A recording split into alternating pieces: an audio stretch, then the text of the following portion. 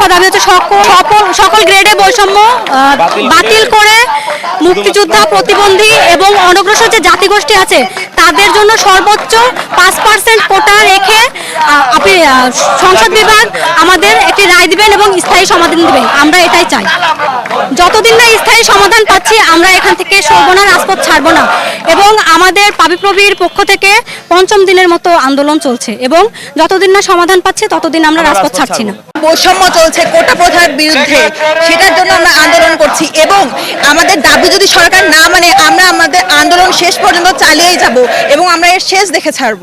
সাধারণ শিক্ষার্থী এবং সাধারণ বৈষম্য বিরোধী ছাত্র সমাজ পাবিপ্রবির থেকে আমরা আন্দোলন শুরু করেছি এবং আমাদের আজকের কর্মসূচির মধ্যে বিক্ষোভ মিছিল এবং হচ্ছে যে ঢাকা পাবনা মহাসড়ক কেন্দ্রের সাথে সমন্বয় রেখে বাংলা ব্লকেট চলছে এবং আমরা সেই কর্মসূচিতেই সামিল হয়ে সেই কর্মসূচি পালন করতেছি শুধুমাত্র আমাদের এক দফা এক দাবির জন্য।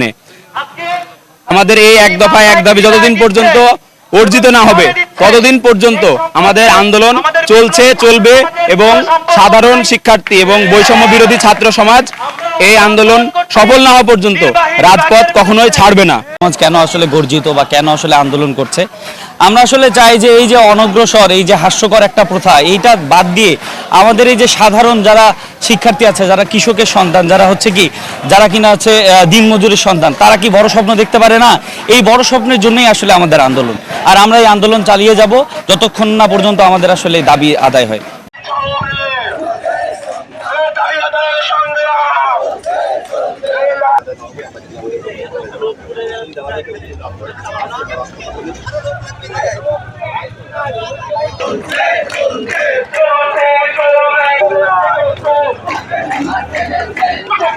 Let's go.